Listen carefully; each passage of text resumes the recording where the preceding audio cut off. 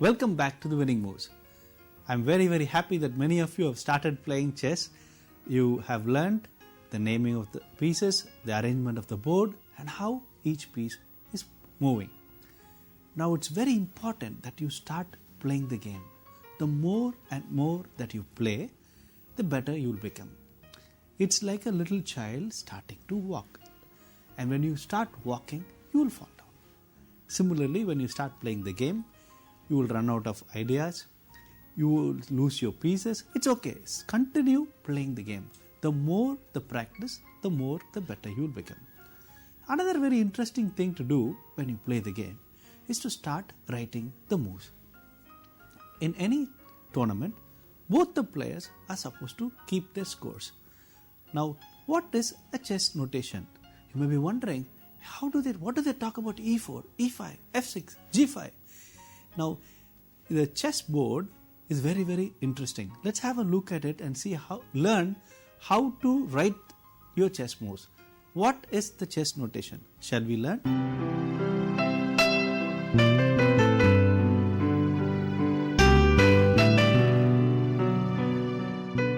I'm a chess coach, a chess mentor, but my primary job is I'm an auditor.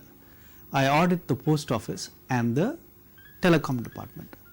I wonder whether you've been to a post office. Have you ever seen a postman, how they sort the letters?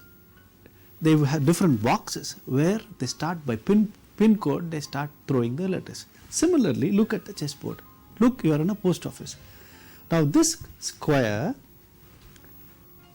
is called as A1. Watch carefully. If white is there and white's left hand corner is A1. This is A1. This is A2. This we called as A1, A2, A3, A4, fourth rank. So A4. Watch this. There is a 4. Can you see that 4 there? 4, A4, A4, A5, A6, A7 and A8. Similarly, watch here, this is B. This file is called as B file. Now this file is called as the A file. So B file, first rank, so this is B1, B2, B3, B4, B5, B6, B7, B8. Similarly, this is C1, C2, C3, C4, C5, C6, C7, C8. So we find that A1, B1, C1, D1, E1, F1, G1 and H1. So what will this B square be? It is B2. And this square, it will be D2. This square will be F2 and this square will be H2. So you take any point in the board. If you look at this point, now watch carefully. Now this is what? This is D and 7th rank. D file and 7th rank. So this square is called as D7. Now if you want to name the square, how do you name this? First you look at the file, C file, and then look here and then watch the corner 8th. So this is called as C8. So every square, the 64 squares are there, and like a post box, you can say this is D4, this is E5, F6, G7 and H8. A chess player will know the board in his mind. I can see the line. I will tell you this is A1, B2, C3, D4, E5, F6 and it will be G7 and H8. You see that? So we also know it is A2, B3, C4, D5, E6, F7 and G8. So you should know the squares by name. If you are playing a regular chess tournament, every square, the moment you look at the square, you should know, oh, this is C3. You should not be searching and saying C3. You should take the board, put it down and start doing it. Now, I request, if you are watching a DVD, put it down, stop it, take a board, place a square. Two kids can play a game like this. Touch one square and say, hey, what square is this? If a mom and child is watching, the mommy can test this children's ability to remember the square. And a nice practice would be even to take this off and then still try and identify the squares and say, hey, yeah, this is white's left hand side and this has to be C3. So it's very important that you understand all the 64 squares of the game. So can I ask you a question? Tell me, what square is this? How do you see that? You will find 1, 2, 3, 4, 5. So that is E and 8th rank. So it is E8. That's right. Very good. And now what is this? Very simple. G8. And what is this? The last rank and the and H. So it is H8. So if you try practicing this, this will give you a very clear, familiar knowledge of the chess squares.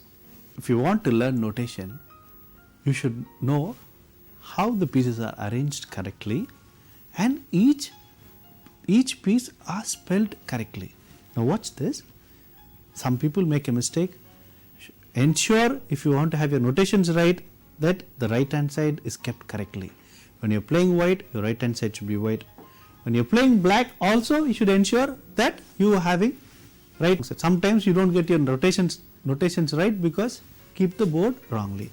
Also ensure the white queen is in the white square, the black queen is in the black square. Okay, now we know how we arranged it carefully. Fine, great. Now after that, now what do you call this as? We call this as king, right? So for the king, what is the first letter? K. Now whenever you say K, K means king. In chess, if somebody says K, that means you should immediately identify and relate it to the king. What is this? This is called as a queen, right? There is no problem in that. What is the first letter? Q. So Q will represent the queen. Now what is this piece called? If you are still calling this as camel, make sure you call it correctly. What is this called as? It's called as a bishop and the first letter is B. So B for bishop, Q for queen and K for king. And what is this called as? Now this is called as rook, right? Not elephant, not fort, not castle. Call this as rook. R-O-O-K, rook. Now for rook, the first letter is R. So R represents the rook, B represents the bishop, Q represents the queen and K represents the king. Fine. Two other pieces are left. What are the two pieces? The pawn and the knight. Now how do you spell the knight? Some people do it N-I-G-H-T. Sorry, the knight is spelled as K-N-I-G-H-T. But since K is already assigned to the king, the knight, the N is assigned for the knight, the second letter. N for knight, even though we spell it K-N-I-G-H-T, N for the knight and K for the king.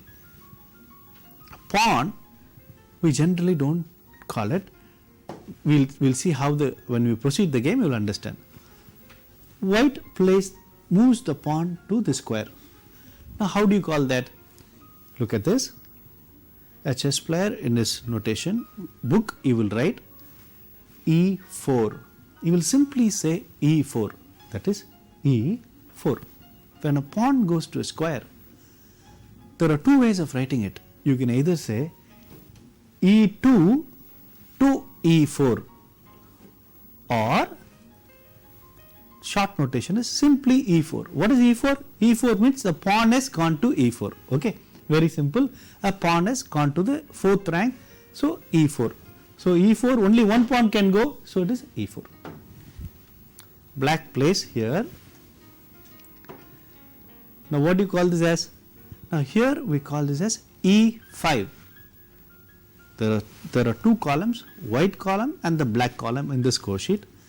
So when white plays, in the white column you will write 1, the serial number 1, you will first moves E4, black plays E5.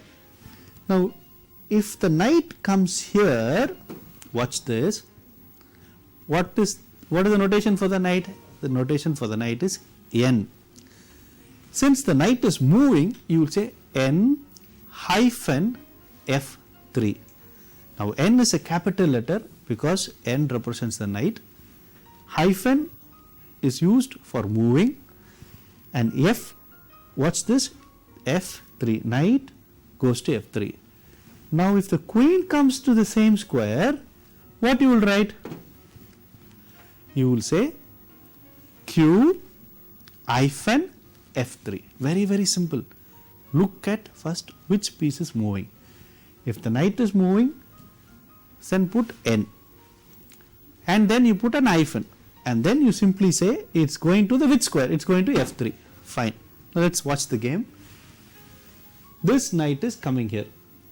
Now how will you record it? Who is moving? Knight. So you put N. To which square is going? You put knight hyphen C6. Simple. You simply have to say knight C6. Okay.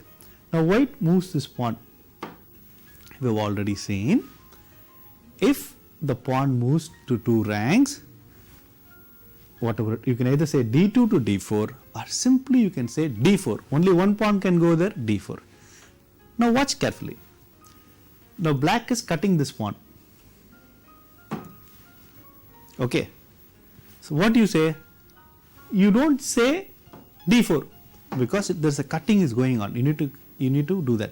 Whenever somebody captures a piece, when it's a pawn capturing this, if the pawn is here and if the pawn captures this pawn, you will say this square E5 from E5 into D4. Into if there's a capture, you put into the X sign into D4. E5 into D4. The pawn that is an E5 square, so E5 into D4. Whereas if this knight captures this pawn, how will you record it? If the knight captures the pawn, you will say N. Who is moving? The knight is moving. So N. Is it a move or a capture? It's a capture. So you will say knight into. Then he's hitting the square. So knight into D4. There ends the move. Now white is playing. Now white is capturing the D4. So who is moving? Knight. So you will say N. Where is he going? He is capturing. So knight into. Again at the same point, knight into D4. Okay. Now black is cutting this knight. So what do you call that as? E5. E5 means no piece is moving, only a pawn is moving. Into D4. Very, very simple. Isn't it? Are you following? The more you write, initially you look at which square, who is moving, how to do it, but when you start writing, it's very simple. Even a 6-year-old boy writes this notation. I trained so many kids. By the grace of God, we have trained 2,000 kids so far. And when the fellow who's played a 6-year fellow, he will go and play a district championship. Know what's a district championship? This Chennai level, the district level. And if you come in the top 4 in the district, now chess is so popular, you can go and play in your state championship. Whether you play in Andhra or Tamil Nadu, you can play the state championship. If you come in the top 4 in your city, you can go to your state championship. And if you come in the top 4 or the top 2, the state will sponsor you to play in the national championship, Indian national championship. And now the Indian government is so much happy with Indian chess that the top 3 kids in India represent India in the world championship. Now, some of you watching may be good chess players. Now shortly in this year 2008 in October, they're going to have the world championship at Vietnam. I am training 3 of my kids, Ovia, Jerome will be playing the under 10, Ovia will be playing the under 10, and one more kid will be playing the under 8 championship. Anirudh will be playing the under 8, they will play a world championship. Yes, you play tournaments. You too can play the tournaments.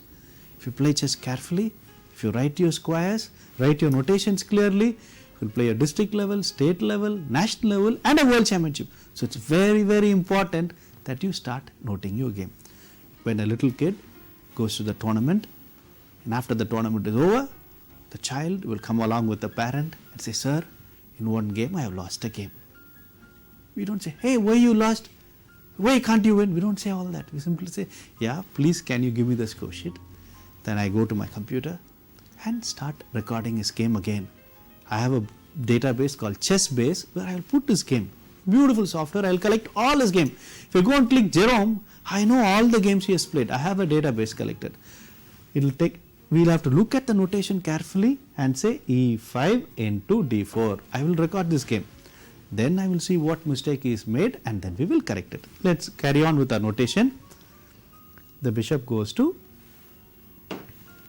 here. Now who is going? Bishop. Where is he going? To C4 square. You see, very, very clear. Who is going and where he is going? Bishop goes to C4. Very good. Now this bishop comes to C5. Okay. Now white, what is this move? Some of you will know this is called as castling. The king at one point of time can move 2 squares and the rook will come adjacent to that, and we call this as king side castling. The white king is castling on the king side. The way of identifying this, it is called as 0 hyphen 0. 0 hyphen 0. Castling is identified as 0, as you see it in the screen, 0 hyphen 0. King side castling is 0 hyphen 0. Okay. But if he castles, you put say king side castling. Okay, now here he is a new player, he comes here, attacks the queen. What you say? Who is going? The bishop is going. Where is he going? Bishop hyphen G5. You see the fifth rank? Bishop G5. BG5. Bishop G5. Now the queen will happily come there and cut it. And the excitement when the little kids are playing, they will cut the piece, they will forget writing the score sheet. And they will come back, when they come back home, I will not be able to. You should be very, very careful. When you make the move, take your pen, write it, and then proceed for the next move. Now, Q into G5. Fine. Now, if white plays this pawn here, you should not play. If it's a new player, if you place that, what you will say? B4. You should be careful. You should not leave away the pawn like that. But if you place, the bishop will come and cut the pawn.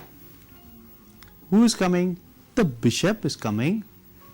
So bishop, it's a capture. So bishop into B4. Now look, this is not all. The bishop is cutting the pawn. So B, capital B, into small b4. Bishop into b4. And you also see a check. Can you see the check there? Whenever you attack the king, you should say bishop into b4 plus. What is a plus? The plus is the mark for check. Every time when there is a check, you will say plus. Bishop into b4 check. Look at the screen. Bishop into b4 check. Now, when somebody gives you a check, you can do 3 things. Cut, cover, or move away. You should be careful that you don't move away because you always like to castle. The knight comes to d2 and covers it.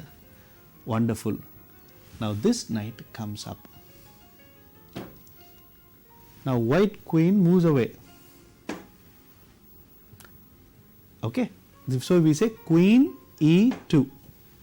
Black is moving this pawn. What do you say that? We call this as d6. Simply is just moving the pawn. So what do you say? Just 1 square d6. By now you should be getting the squares d6. Now say white castles on the queen side.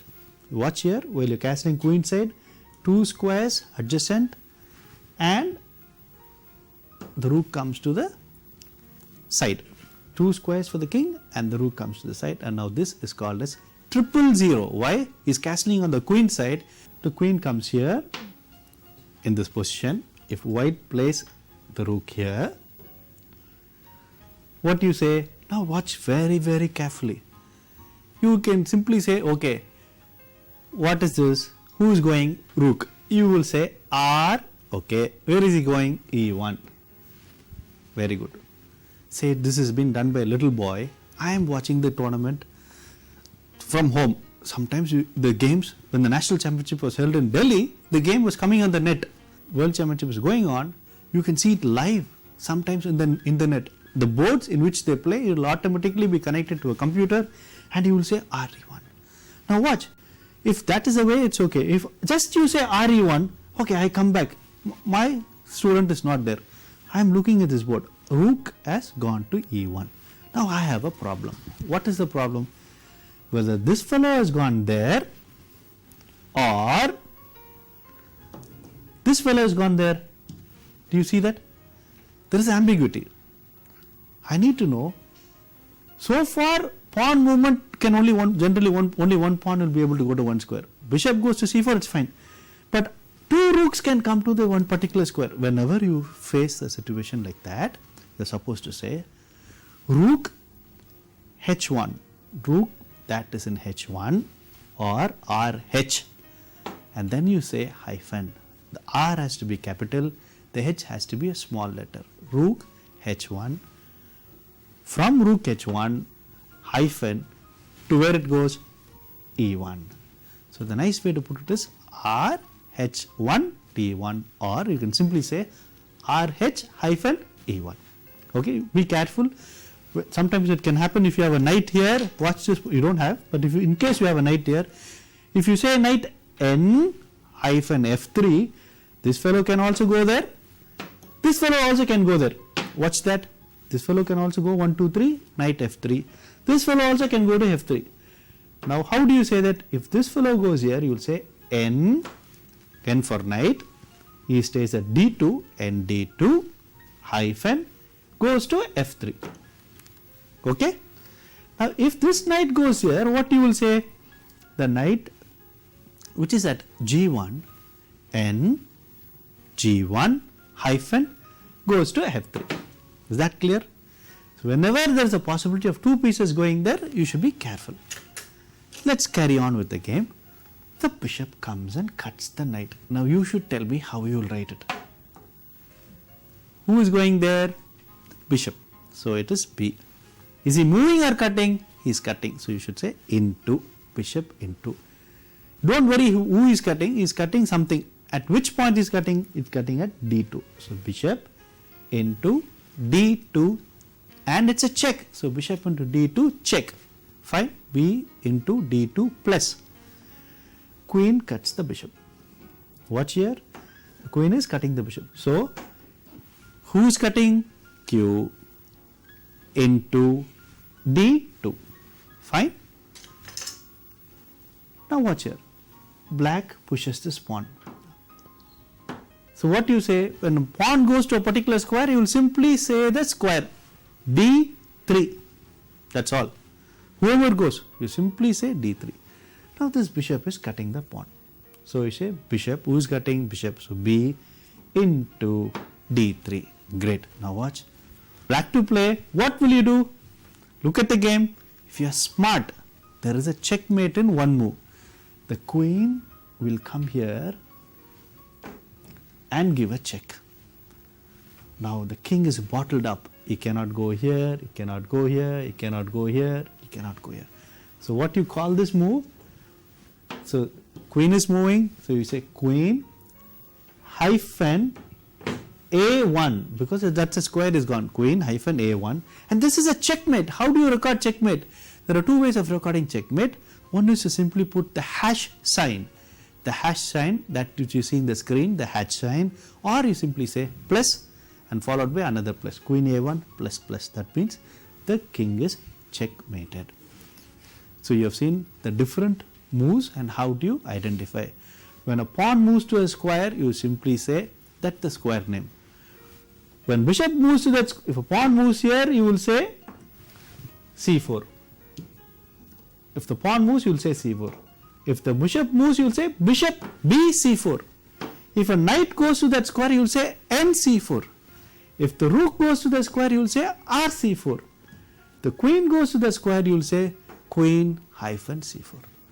If queen is cutting something at C4, you will say queen into C4. Very, very simple. If you castle on the king side, you will say 0 hyphen 0. If you castle on the queen side, you will say 0 hyphen 0 hyphen 0. If you give a check, you will say the move and then add one plus by the side. If you're giving a checkmate, you will add 2 pluses or you put a hash sign.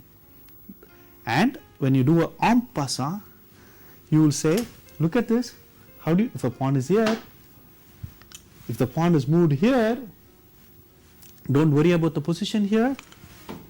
If this is the position and black pawn moves here, you say d5 into c6 and you will say e dot p. That means en passant has taken place. Dear viewers, I hope you enjoyed this episode of the chess notation. Now chess notation is very, very important. Now chess correlates with life. As you write your notation, each day is very, very precious. It's a very, very good habit to write your diaries. Now great books have been passed to us because somebody wrote. Some events, if you go to history, somebody wrote it. Now I am very much fascinated. They tell me the book Bible was written by more than 40 authors for a period of 1600 years. 40 authors, some were fishermen, some were kings, some were poets. They wrote it for 1600 years and now you read it. So some of the games that is played in Yugoslavia, some games played in London, some games played in Russia 200 years before, you are still able to see those games. You are able to see the master games of Tal, the master games of Bobby Fischer. You can see the games of Garry Kasparov. If you want to see the world champions game, Vishwanathan Anand, you can go through your games. It's very, very important that you write your games. Not only write your games, write everyday events in your diary. Record. It's very, very important. Recording is the most important. You make your winning move by recording. You make your winning move by writing your diary. When you write it only, you can reflect on it. The more you write it, the better you will become. Our Pandit Jawaharlal Nehru wrote in his diary, miles to go before I sleep. Great motivation will come for others when we write. Play a beautiful game, write it and send it across to us. This is Ebenezer saying bye from Winning Moves.